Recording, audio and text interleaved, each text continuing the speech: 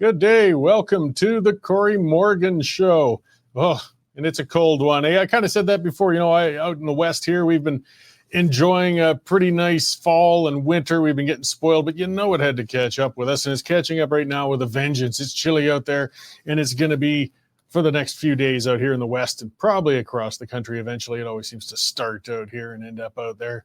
So bundle up, take your dogs in, guys. I get tired of people saying, oh, my dog's an outdoor dog. There's a few kinds out there that are outdoor dogs. I admit there's a handful that love it in -30, but most of them don't. Be responsible. All right, use the comment scroll, guys. This is a live show. I see Angry Canadian, Mr. Stanley, and Mr. Sharp checking in from Saskatoon. Good to see you all there. Chat with each other, send questions my way, send them my guests' way, and I won't read them all on the air, but I do see them all there, and it helps me along there. Good to see you, Paradoxy, and keeps the show rolling. I like that feeling of being live, seeing somebody checking in from Kelowna there, and knowing that I'm actually speaking not just to the air for a change or yelling at my steering wheel like I normally do. I got an author on today a little bit here. His name is George Denny. He wrote a book called Wokelynd. It's sort of a futuristic novel about what California could look like in a few decades if things continue in the direction where they're going. I like these sorts of things, these futuristic things, because they put real warnings into, I guess you could say, a fictional read, though, so it makes it digestible, but there's a real message to it. And of course, he's from in the heart of the woke and the insane, which is in California itself. He's out in San Francisco, so it ought to be a pretty good conversation. And I see Jamie Buchan joining the crowd there and asking about my favorite color. He's mistaken me for a liberal or something like that who wants those puffer questions. Jamie's just here to be a pain. I know him all too well. All right, let's get on to the other stuff I'm going to go on about today. One of the things that's got me going. So, there's few things more Canadian, if we're going to talk about things being Canadian, than going out for an afternoon of ice skating with your sweetheart. That's just what a couple of seniors tried to do last weekend in Toronto. The weather was mild, holidays are wrapped up. It looked like it'd be a perfect day to get out and enjoy themselves together. Unfortunately, the local Hamas thugs had other plans in mind. Masked and screaming, they came pouring onto the skating rink, waving flags, intimidating other skaters. The older gentleman was upset, and he let the protesters know as much. He spoke up. So they chased him, and one of the thugs even laid a hand on him. The man's wife intervened, and they managed to skate away, but their day was ruined, as with dozens of other people who came out to skate. There were police in the area, but they meekly stood aside and just let the intimidation happen. This pattern is getting really common. The same day, same area, Toronto Mayor Olivia Chow, and she's made a point of pandering to the pro-Hamas gangs for months now. It was to no avail. She tried to make a short speech at the event. She was drowned out by the howling of the pro-Hamas demonstrators, and they overwhelmed her. Security kept the thugs from actually touching Chow, but no arrests were made or efforts were made to remove them from the site. The thugs won the day, and they took over the park. And Mayor Chow at the end of it says, "This is what democracy looks like." No, Ms. Chow, that's an uncontrolled mob rule is what that is, and it's the opposite of democracy. But what do socialists know about democracy? That's something they always have difficulty with. It all follows a pattern of appeasement and lack of law enforcement when it comes to the pro-Hamas lobby in Canada. And it's coast to coast. In Vancouver, Jewish girls were assailed on a public transit by thugs howling anti-Semitic threats. No effort seems to have been made to lay hate crime charges, though. Had the victims been anybody else but Jews being targeted for their race or ethnicity or religion, I suspect it would look different. Jewish students have been intimidated and threatened on post-secondary campuses across the country. A University of BC family medicine professor of 30 years resigned from the university in disgust due to the anti-Semitism he's had. He says, "Screw you, I'm retiring." At York University, the staff and some faculty found themselves charged for vandalizing a Jewish-owned business. So what happened? Well, anti-Semitic students and faculty staged a protest and a walkout in support of the anti-Jewish vandals. And how does it feel being a Jewish student in that school? Or any Canadian university? They're not feeling protected by institutions themselves or, of course, the law. While they were trespassing to try and block commerce at a Jewish-owned business in a mall in Toronto, we saw that. One of the protesters took the time to threaten to kill somebody right in front of the police officers. The emasculated officers just stood there and did nothing. The ongoing incidents of pathetic policing are too long to list. I'm going to finish with the granddaddy of them, though, in Canada. When Hamas supporting anti-Jewish protesters, they've been regularly and illegally blocking an exit in Toronto from a freeway going into a Jewish community. Yes, pure targeting and terrorizing of the local Jewish community and population. Be considered a hate crime, as I said, with any other community. In response, the police officers acted. his concierges, and blocked the road for these guys and brought them nice hot cups of coffee to help them beat the chill while they spread their hatred and intimidation. I wish I was making this up. So how's this campaign of appeasement of Hamas thugs been going? Have the anti-Semitic incidents declined? Have pro-Hamas protests become less aggressive, or are they starting to obey local laws? Of course not. The protesters are only becoming more emboldened. They know they have nothing to lose in intimidating the members of the public and public officials as well, because the cowardly police forces refuse to intervene. Things are only going to end one of two ways now, guys. If the police continues its campaign of inaction in the face of these hateful, aggressive, illegal protests, citizens will eventually step up and take matters in their own hands. This is the natural progression when a state allows things to descend into chaos and lawlessness. But vigilantes are rarely gentle with the application of justice, and they can often target the wrong people. It is not a good way to deal with issues. The police could also actually step up and start making arrests. Hate crimes, death threats, they can carry some serious sentences. That is when those charges are laid. So get on with it. You know, you don't need to arrest them all. They just need to arrest some of them. Arrest the leaders. Give them serious charges. Rest assured, many of the protests will suddenly back down for fear of being incarcerated or getting fines or losing work, or perhaps their student visas or residency in the country, depending on their citizenship status, might be at risk. I suspect those protests would suddenly fall dramatically. As it is now, though, these extremists have nothing to lose and they know it. This shouldn't be that complicated, but it won't get any easier for waiting. Multiple Jewish schools have been shot at. A Jewish deli was just firebombed. This is serious business. This is Kristallnacht, guys. And eventually somebody's going to be killed if this isn't brought under control soon. The pro-Hamas gangs, they're only a tiny minority of a minority, yet they have Canadian authorities hiding with their tails between their legs. Permissiveness has allowed a group to feel above the law, and they're getting bolder, and it's an embarrassment for the entire nation. This has to stop. It's up to police and politicians now, and who's going to do it, though? It'd be better if authorities found their balls and did it themselves, but if not, citizens will. I just wish the government and police would do their jobs. That's what's got me going today, and lots of other things. We'll get onto that. So let's see what else is happening out there and check in. It's been a while since he's been here. Here's our news editor, Dave Naylor. Hey, Dave, how's it going? Fresh from holidays, Corey, and really enjoying this weather. Yeah, I'll bet. But you know what? It's hard to complain if we've gone all the way through January and haven't really had a cold snap. We can't really complain too much. Sure, we can. Yeah, that's true. As long as it goes away quick. Hey, is Duke the Wonder Dog and one of them outdoor dogs? No, he hates it. At least he still does go outside to do his business, but he doesn't stay out any longer than he has to. Like, don't you have little doggy boots for him? No, we have a doggy door, so he can kind of run back and forth as his feet come cold, and he come back in to warm them up. He's quite spoiled. Good. Well, give him my regards. Yeah, I will. Lots of good stuff on the website this morning. A busy day. Sort of leading off with a story out of Peterborough, Ontario, where our friends, the police, seem to have maybe got it a bit wrong again. A store was robbed there by a thug who came in wielding a bat, and he clubbed the store clerk with the bat, and they wrestled, and the clerk was able to get the bat off him and send him on his merry way, and then chased him out the store and sort of gave him what for. So now the police have charged the clerk with aggravated assault. We've got more on the Menzoid fallout. He's the rebel reporter that was so rudely interrupted when he was trying to ask Chrystia Freeland a question interrupted by the RCMP. The NDP and the Bloc have blocked a parliamentary committee from asking questions about that incident. Our opinion editor, Nigel Hannaford, has got a fun type column where he takes a shot at the Globe and Mail.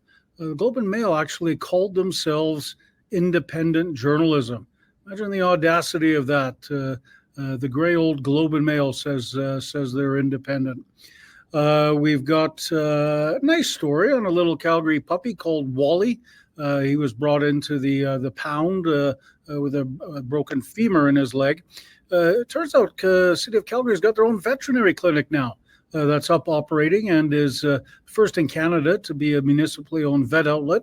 And they picked Wally up, fixed him up, and he's now good to go. If you're looking for a friend for Duke, he looks like he'd be a good Prentice dog, doesn't he? He looks nice enough, and I'm certain somebody will snap him up, but we've got enough critters in our household to keep us for now, I think. I'm sure Wally will find a good place to land. Oh, I bet she's already adopted by a good Western Standard reader. But those are the main highlights at the moment, Corey. Lots of other stuff up there to keep the reader entertained. Yeah, that's it at the moment. Right on. Well, thanks for the update, Dave, and I'll let you get back to catching up after your break there. Yeah, we'll see you later on the pipeline. You bet. All right, that is our news editor, Dave Naylor. I see lots of stuff breaking, stuff from the good news stories with the dogs to the opinions, as we said, with Nigel Hannaford, to all sorts of news copy on the issues as they break and as we write up on them. It's where I kind of like to remind all you guys, this is why, unlike the Globe and Mail, when we say we're independent, we actually mean it, and it's true. But the reason we are is because you guys have subscribed. We're subscriber-based very much. So if you haven't subscribed yet, guys, $9.99 a month, $100 a year, and it keeps us going, keeps those reporters out there, keeps those columnists writing, keeps me doing these shows. Take one out. It's really appreciated. If you already have, thank you very much. And hey, nag, share it with friends, get other people to subscribe, get past that pesky paywall and support independent media. It's really important. Because, we'll talk about things others won't. Here's something I want to talk about. Let's get into the world of insanity, the world of the woke. It would help, segue things for my guest when he does get here. This was from the National Post, but so good on them.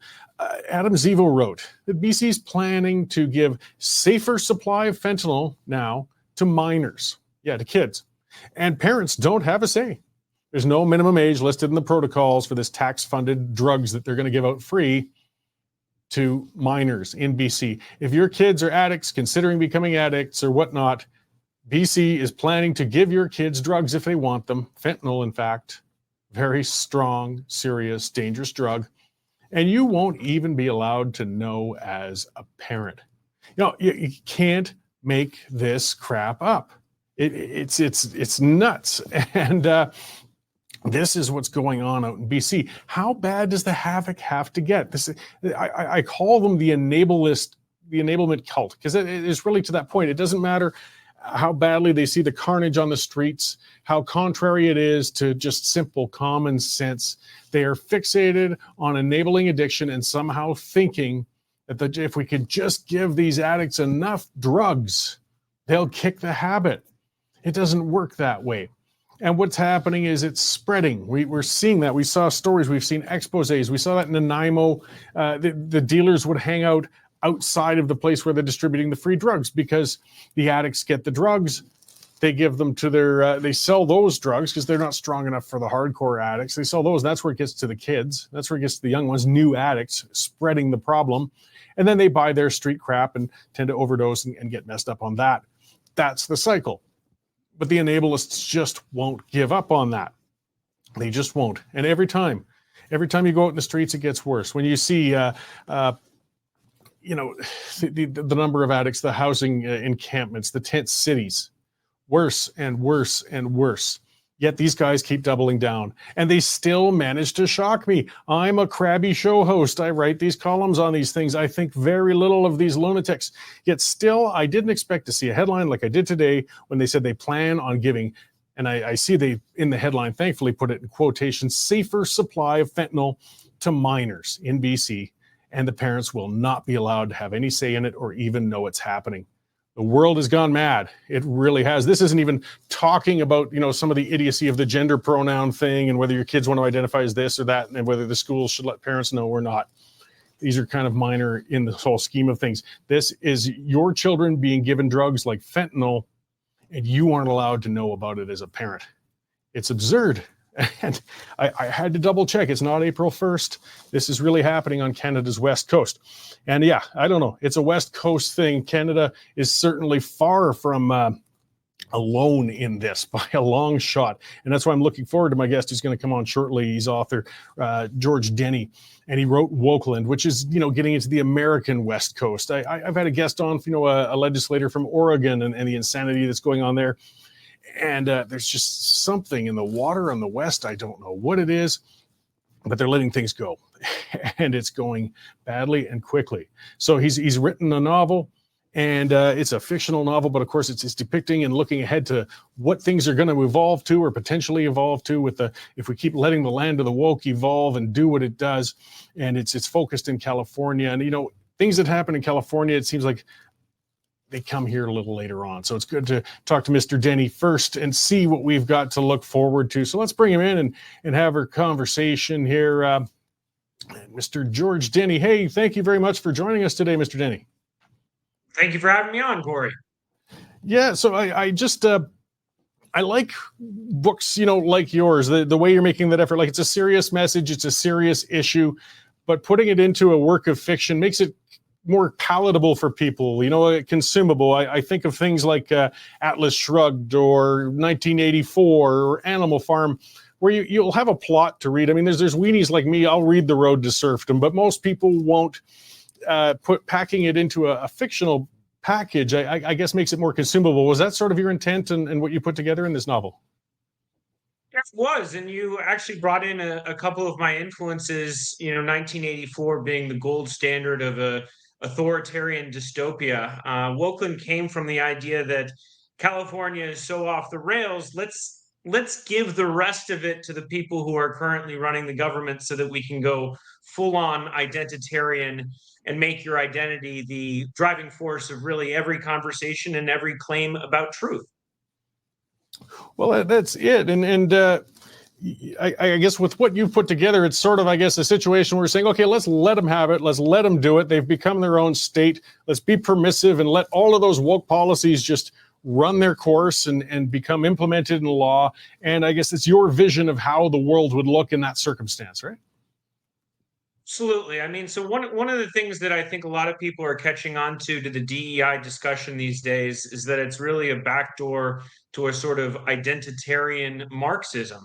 To make each group the same became the overarching goal of San Francisco and the West Coast and identity politics, and therefore broke in all of our American freedoms, the rights of individualism and so forth that allowed our country to be this great. San Francisco also is a great place to set the novel because there's really no idea that's too extreme. As you said earlier, San Francisco and Vancouver do have certain overlaps in terms of permissible drug policy. And I think the outcomes speak for themselves. Not everyone realizes that San Francisco has a bigger budget than New York, with the outcomes that are quite world famous. And it's just such a shame to watch. I mean, California is a fantastic state. I mean, it's beautiful. It's blessed with an abundance of resources, from oil and gas to agriculture to human resources to Hollywood, even, for that matter. Yet now we're seeing a changing of the tides. I mean, the net domestic migration has been dropping in California. People are fleeing California for other states, despite all that potential. I mean, illegal immigrants are kind of coming in at a large level, but people are voting with their feet. How that can only lead to bad things in the long run.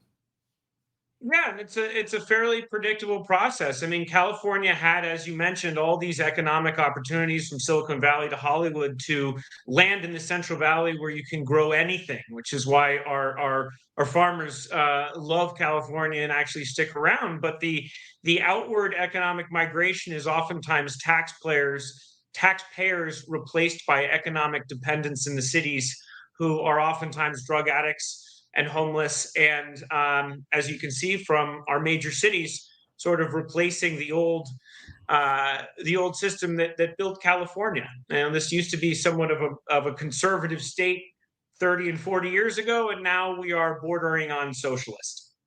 Well, and it seems to really stem a lot, though. I mean, from the civic level, and we're doing that here too. I mean, Calgary is in Alberta and Western Canada. We're known as the Texas of Canada, typically the more conservative part of Canada. But we elect these far left mayors and councils for whatever reason, and then we're always shocked when they become exactly what they are. I mean, in San Francisco, though, what's interesting, we're watching London breed infighting with white progressives now, though, because there's one of the interesting things that happens with the woke. They start eating their own. And, when you're so focused on identity, you can't even get along with your allies any longer. It's been kind of a bizarre thing to watch down there.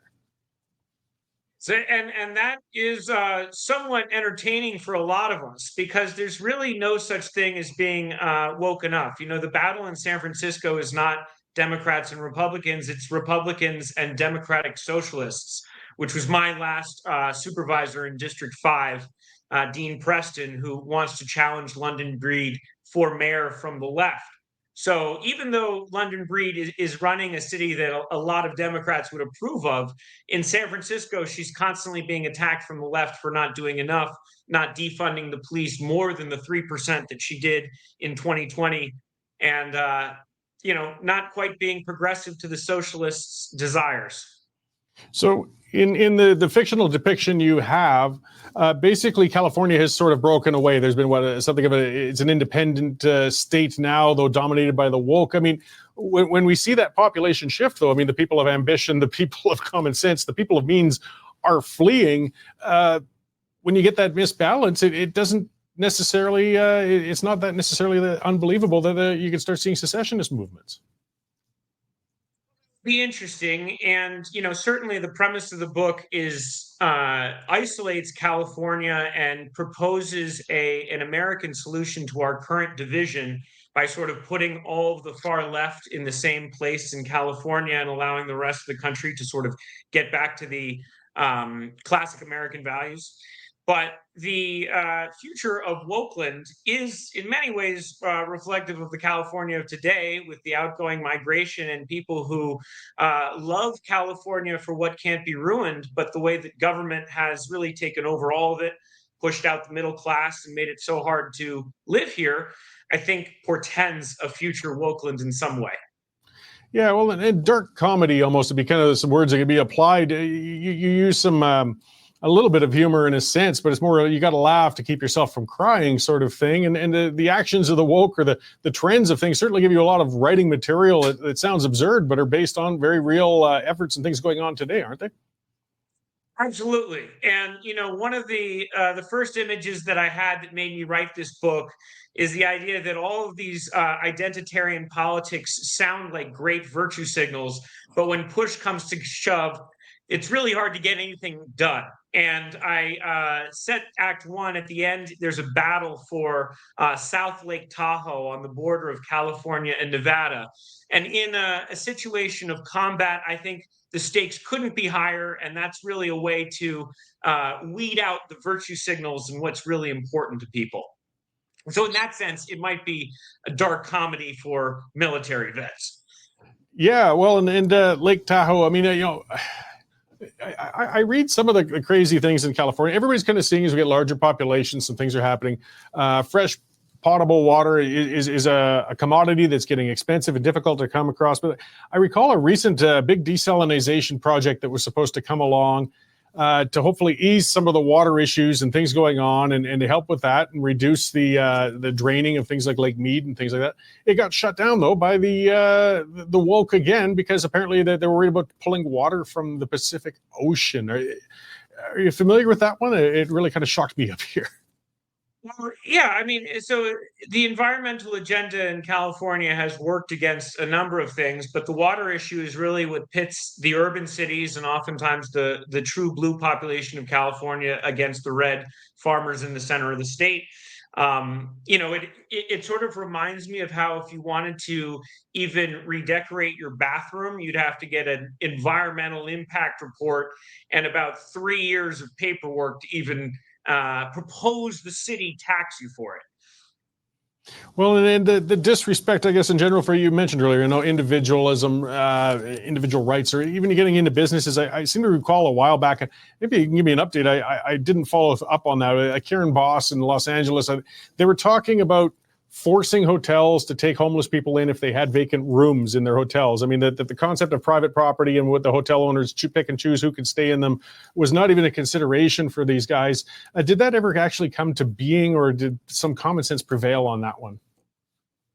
No, common sense has not prevailed. And the sanctuary city laws of America are actually becoming more and more at the forefront, as the hotels, which you mentioned, in places like New York and I think Chicago, have now been completely full. So they are closing schools. This is the announcement from New York that some schools will go to remote learning because they have migrants sleeping in the gyms and so forth. In Los Angeles and Karen Bass, you have a really steadfast homeless problem because the existing strategy of housing first pretty much promises to be an attractive, the carrot that draws more and more homeless in as you deal with your existing population. Yeah, so your book, I mean, offers, as the other ones we mentioned before, sort of a warning. I mean, it's a prediction. It's where this path could go. But do you feel optimism? I mean, that this path can be avoided. That this track towards such a the fictional land of Wokelynd and the insanity can you avoid that outcome? Yeah, well, I hope so, and I think there are moments in time that come along that split the American electorate. I think Israel and Palestine right now has divided the left in certain ways. I think there are data points like there was once the defund police movement. Now in Democratic circles, no one will even admit that that happened. So I think that shows the capacity for learning, and in a representative democracy, you hope that we will eventually vote in better ways, even though we're empowered to make really disastrous political decisions out here. Yeah, well, there have been some wake up calls for the woke. I seem to recall a little while back, actually, I think it was a CNN news crew that was setting up in San Francisco to do something. They left their car for 20 minutes and came back and found that it had been broken into and they'd been robbed. Welcome to San Francisco. And I'm sure it seasons a little of, the biased view they might have been coming into and thinking they were going to report on when they show up in San Francisco and find out that the high crime and the disorder is not an exaggeration and nobody's immune from it. It's not only not an exaggeration, but it's so out in the open. I remember once talking to a police commissioner and suggesting he do for car break-ins, any sting operation. And everyone else in the community call immediately started laughing that you wouldn't have to wait more than 2 minutes for a computer in the back of a car to be stolen. And I think they just don't have the manpower. San Francisco is, like a lot of blue cities, in a recruiting crisis. The defund police movement, while it only trimmed a few actual officers from San Francisco, it destroyed morale. And I don't think they've climbed out of that hole even yet.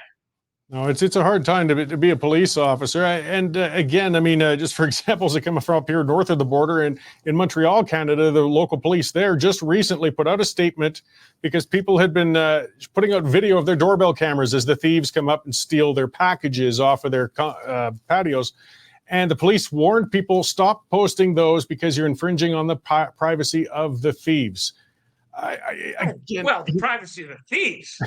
I mean, that's so disrespectful to be mean to your local thief.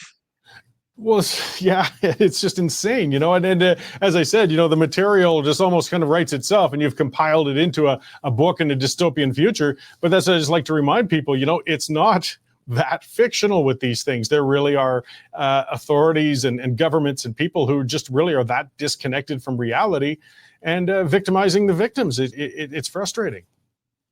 Absolutely true. Absolutely true. Well, I really, appreciate you writing this and coming on to talk to us today about it. And, the important part, where does somebody go to get a copy of your book? I see a couple of sites it's available on. Well, we're on Amazon, we're on Barnes & Noble, Wokelynd.com. Should have been just set up, so you can get a link through there. But it's Woke, L-Y-N-D, Wokelynd, misspelled, just to sort of reflect the education system. Yeah, and I appreciate you pointing that out because some people don't have the visual. They'll be listening on the podcast. So if you're searching for it, you've got to spell it a little differently or look for George P. Denny and you'll get it. Do you have future books in mind? Are you working on a sequel or another one in the future here? Well, it's not a sequel, but I have a far lighter book on the intersection of romance and technology, also set in San Francisco and funnier, easier to read, but not nearly so political and deep.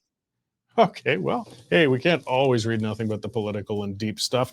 Well, thank you very much for coming on to talk to us today. And I really hope your book sells excellently or continues to. And I always appreciate just, again, people packaging up serious messages into a nice palatable package like that so we can read it and make people think. Thank you so much. Best of luck to you and to Canada. Great. Thanks. All right.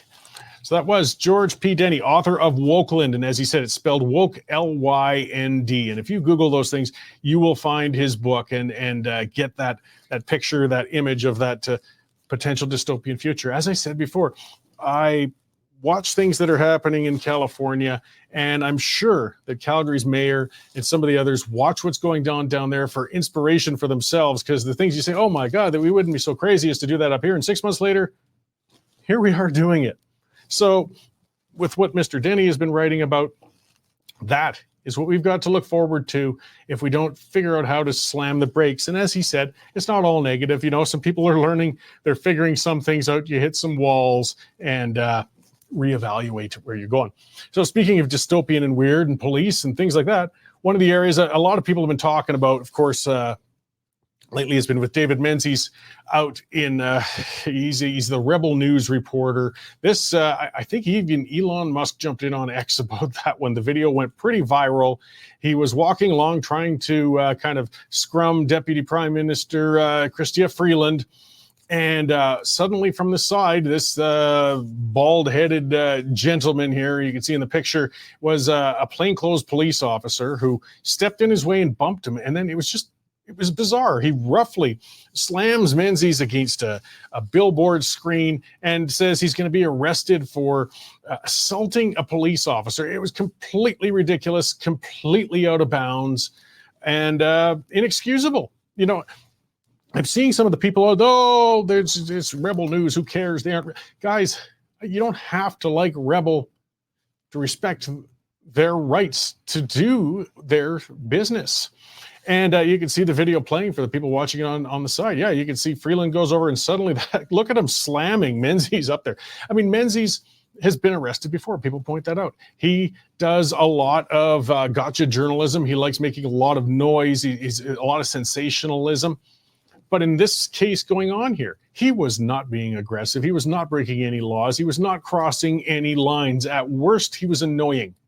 At most, what security should have done in that circumstance is kind of get in the way and say, excuse me, sir, please move aside. She's going into an event or something like this. But that physical altercation, the slamming of him against that, and then suddenly you see later in the video, he's handcuffed by 4 police officers as if he's a monstrous, dangerous criminal. I mean, again, the politician is long gone by now. And he was charged. The charges were dropped 4 hours later. And then some people say no harm, no foul. No, guys. It doesn't work that way. There was harm. There was a foul. There was a chilling effect. There was an assault against a person doing their job. You don't have to like how they do it. You don't have to think he's good at doing it. You don't have to think he's credible at doing it. But you bloody well have got to respect his right to do it. And it was violated. And I tell you what, if you know how, Rebel operates in a lot of ways, and hey, they go into some things, they break some stuff that other outlets don't, whether you like them or you don't like them. But the other thing is they love fundraising and they love finding causes and things like that. Well, guess what? This one, I bet you, is doing great for them because people are furious. They've got the site up, raising funds for Mr. Menzies. So do you really think that in giggling and supporting that sort of police abuse of a reporter that you're actually harming Rebel? And yes, there is. He's already said it. There's going to be a lawsuit against the police force and others. And yeah, he's going to win. He's going to win. So I just see nothing but losses all over the place, except, yeah, sure, Rebel will get a few bucks, but that's not the right way to get it. Of course, that's, people have to understand it's more important to protect the rights of ones you don't like than the ones you like. It's easy to say, stand up for the ones you like, but you've got to stand up for the ones you don't as well. And I don't dislike Menzies. He's as I said, he's sensationalistic. He's a bit bombastic. He gets in their face. There's different styles. There's different types of reporters in that.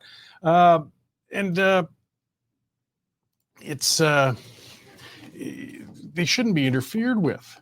And I mean, for people who say it's not a big deal, keep in mind, the government in power today might not be the same one as later. To the lefties, not that there's a lot of them that watch my show, but they got to think about that. If, assuming it's Polyev who's in, and let's say he gets tired of the left-wing media, and there's plenty of it. I mean, he's done his method of dealing with them, munching an apple while they try to shoot loaded questions at them or chewing them out.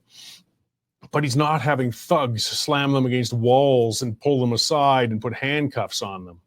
If the precedent gets set that these guys can get away with that, I'm not saying Polyev would do it, but he could, couldn't he?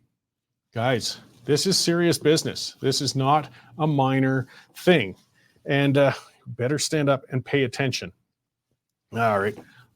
Oh, yeah. Let's talk about a code brown. I think everybody's kind of seen that one. The airline, Alaska Airlines, I just can't imagine. I don't like flying at the best of times. It's just not one of my favorite things, and I've done a lot of it. I'm sure if I was on that plane, though, when I guess there's a piece that covers where there was a potential door port and they bolted on mid-flight, this thing falls off. The air is whipping through this jet. Some kid's shirt got ripped right off him. Phones got ripped out and thrown out the door. Nightmare fuel, guys. Just pure nightmare fuel. Thankfully, no serious injuries. But as I said, code brown. I'm sure I would have ruined my underwear, and a lot of people on that flight's underwear was ruined.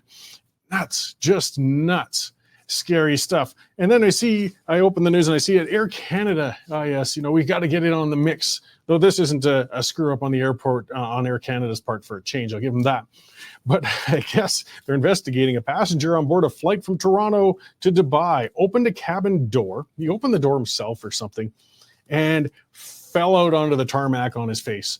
He didn't fall far enough because he survived, the idiot. I'm just talking as far as the Darwin Awards go. If people watch Dumb and Dumber, there's that scene actually where he goes running, up the airline gate and up to an airplane, and the plane's pulled away, and the idiot goes running out the edge and slaps onto the tarmac. Well, I guess that's what this twit did with Air Canada. But, just for a light note on something from something that could have been very serious. I imagine a door flying off a plane also could have led to a crash or a whole lot of terrible things, and it didn't. So let's be happy for that.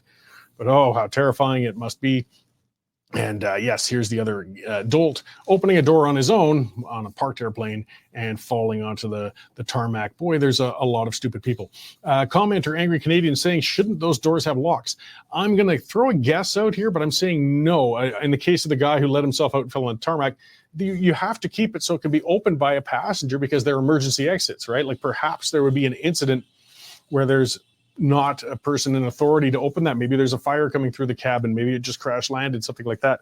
You have to make the doors able to be opened quickly and easily by somebody. Unfortunately, that doesn't stop the morons. And that's the bigger risk you have. So I don't know what you do, give an IQ test and the people who are under a certain level are chained to their seats to drool for the flight so they don't open doors on the tarmac or something. I don't know. But the world's a crazy place. Some interesting numbers coming in as, again, this ongoing thing, our immigration is just massive right now, and our housing crisis is hitting, inflation's hitting. It looks like 355,000 foreign students have chosen to stay in Canada as permanent residency. This is part of when they do the number juggling. Some people, liberal defenders and everything, say, no, the actual immigrants are only, 400, 500,000 a year. Yeah, but they neglect talking about the people here on temporary visas. People here who are students, they're supposed to be temporary, things like that. Well, 355,000, almost 30% of them stayed permanently. And, it's not necessarily a bad thing, okay? These are hardworking students, many of them. They're contributing. They're going to go out, get jobs. They've taken their training, whatever that may be, in post-secondary. They paid a premium to go to those schools. They spent a lot of money to go to them. But it also does add to the challenges we have. Okay, they still need houses, they still need food, they still need cars, they still need all of these things. So when we talk about those immigration numbers being beyond just what the government is purposely taking in year over year, let's bear in mind we've got hundreds of thousands of students who are graduating and staying, which can be good for the economy, can be good for everything. We need more nurses, we need more doctors, we need more chemists, we need more carpenters, you name it. But let's be real with the numbers. They're big and they're coming in hard. So let's see here. Here we go with Gaza. Speaking of which, so, you might have heard as well, the Liberal government has jumped on and said, we're going to bring in 1,000 cousins, in-laws, extended family. Yeah, we're getting pretty far on this. And they did extend that as well from Gaza. As well, it's not even people who are necessarily Canadian citizens who have the family, cousins, in-laws, and extended family they're going to allow to come in. This is even people who consider themselves permanent residents here. Guys, we have enough immigrants. We have enough that we can pick and choose the better of the bunch. Gaza is a nest of terrorists. I'm just going to come out and say it. Come on. There's no other countries. The Arab countries won't take them in. This is not what we need right now. I believe we should take in refugees in Canada. I think it's one of the great things we can do. There's people coming from war-torn countries in terrible situations, want to make a new life for themselves. And we have the space and they want to come here and work. And I think it's fantastic. And we should bring in refugees, but we've got to be selective with where we're bringing them from and who they are. And I'm sorry, guys, if the Gazan citizens want to stop the war, they should turn in their Hamas buddies. Quit pretending that all these residents of Gaza didn't see the hundreds of kilometers of tunnels being built. Quit pretending they didn't see the water lines ripped out and converted into missiles. Quit pretending these citizens didn't see the training of the terrorists on hang gliders with their guns, the importing of the supplies. And let's quit pretending that the reality is out there, and over 75% of Gazans support Hamas. Hamas is an illegal terrorist organization by Canada's definition. So if we got a population where 3/4 of them say outright they support the illegal terrorists that we have banned in this country, why the hell would we bring them in? You want to see peace in Gaza? That's up to Gazans. Tell the Gazans to turn in whatever surviving hostages are still there. Gaza's only, again, it's under 1 million people. They know where those hostages are. Those poor ones who've been abused and God knows what in this last few months. And they will not turn in their buddies. So guess what? Israel's going to keep bombing the crap out of you. That's the way it works, guys. You poke the hornet's nest, you get stung. I don't like seeing the bombing and the civilian deaths and the collateral damage. It's horrible. But bringing the citizens over here, hell no. We've already got enough of that battle taking place in our streets, or even our skating rinks. Do you think the 1,000 Gazans that we would bring in would just settle on in and become comfortable, functional citizens, or perhaps would they join the lunatics who are already causing trouble here? Guys, let's be a little selective. Speaking of government ineptitude, always lots of room for that, isn't there? I saw a story that crossed. So Canada, about a year ago, said they were going to give a $400 million surface-to-air missile system to Ukraine, among all the other money and things that it is throwing at Ukraine and everything. Justin just loves giving our money to other people in other countries, but we can't afford to take care of our own veterans, but we can send things over there. But it turns out they've misplaced this surface-to-air missile system. They can't find it. And they're stonewalling. People are starting to ask questions. Ukraine's starting to ask questions. Hey, shouldn't this kind of arrive by now? They don't know where it is. This is the government that wants to start a plastics registry, wants to register our firearms. They think they can track my old duck gun from the basement, yet they can't keep track of a $400 million surface-to-air missile system. What did you twits do with it? Where is it? Did it even exist? Angry Canadian saying it's on eBay. Yeah, maybe, or Craigslist or Kijiji or something. Maybe if they wanted to ship it over to Ukraine, what they should have done, this is a good workaround, list it on Amazon, but only privately send the message to Ukraine. Get Ukraine to buy it for $5 and Amazon will ship it, because they seem to be able to get your package anywhere in short order. It's amazing what those guys do. Kings of logistics. You don't have to like Bezos. You don't have to like Amazon itself, but holy crap, they're good at it. But the Canadians know I don't know, it's in the other warehouse or something. They've lost a $400 million surface-to-air missile system. Good work, guys. Good work. My God, what an embarrassing country this is sometimes. Speaking of which, Canada Post, here's another beauty, right? So Canada Post is bleeding again. As I said, Amazon's making a fortune in shipping. Package deliveries are huge. They have been for companies and private companies all over, particularly since COVID, except for Canada Post. They can't seem to make money out of it, even with the massive monopoly on these things they've got. So they're losing money. They're losing hundreds of millions a year. Let's see, in 2023, they figure they've lost $361 million in the first half of the year. So they sold a subsidiary, but here's the brilliance of it too. This subsidiary they sold we sold to Metro Supply Chain Incorporated of Montreal. Actually made profits. It made, it had this subsidiary of Canada Post at $327 million in revenues, $16 million in profits. Again, not a game changer when you consider that they're on track to lose over $500 million this year, but still, this is government bureaucrats in action, right? We got a crown corporation, we got something owned by the government. One branch of it is actually making money, so they get rid of it. Oh, wow. Okay. Well, I wish him the best. On the same lines, I see in Alberta, Premier Smith has talked about selling the Sturgeon refinery in Alberta. That's a big white elephant that's been going on up there. So, I mean, just to be fair with things too, because that was a conservative, quote unquote, initiative from Stelmach. Kenny supported it, and it's just hung over and been all the way up. Government got into the business of being in business, and of course it stinks. They're not recovering all the money they put into it. They probably aren't going to unless somehow it manages to survive for another decade of operation or something like that. But Smith's actually talking about selling it. Good sign, moving in the right direction. Not sure who would want to buy it, though. We will see. But again, things like that, if a private operator gets hold of it, they might be able to actually turn it into something that makes money. The battles in Alberta we're going to see with Premier Smith, I'm looking forward to them because she really is a tough premier. She's willing to take on the tough issues, healthcare reform, things like that. I see the nurses are all howling in Alberta too. Oh, Lord, they're coming after them with the overtime. You see, look into the nursing overtime scam, guys. It's pretty kind of interesting what they do.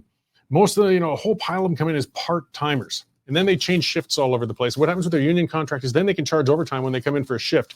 They can work a 40-hour week, but the bulk of it turns out to actually be overtime hours. I mean, we saw that exposed a few years ago, and some nurses, I think one was found to have made almost, a few $100,000.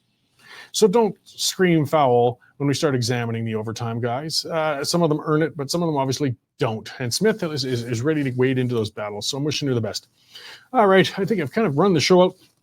Just to let you all know, I'm going to take off somewhere warm for a few weeks. I'll be available on social media a bit. I just can't stay away from it and things like that. But I won't be doing any shows for a few weeks. We're going to have a guest host come in and take care of that. There'll still be things. Watch the Western Standard channels. Get on there. Take out your subscription. And, watch the show with the guest host. It'll be a good time covering some new things. Listen to a new voice for a change for a few weeks anyways. And I will see you all in early February. So thanks for tuning in, guys, and try to stay warm. Canadian Shooting Sports Association. Without the CSSA, our gun rights would have been taken long ago. These guys are on the front lines helping to draft smart and intelligent firearms regulations and legislation in Canada, and more importantly, educating the public about how we keep guns out of the hands of the wrong people. To become a member, it's absolutely worth every penny.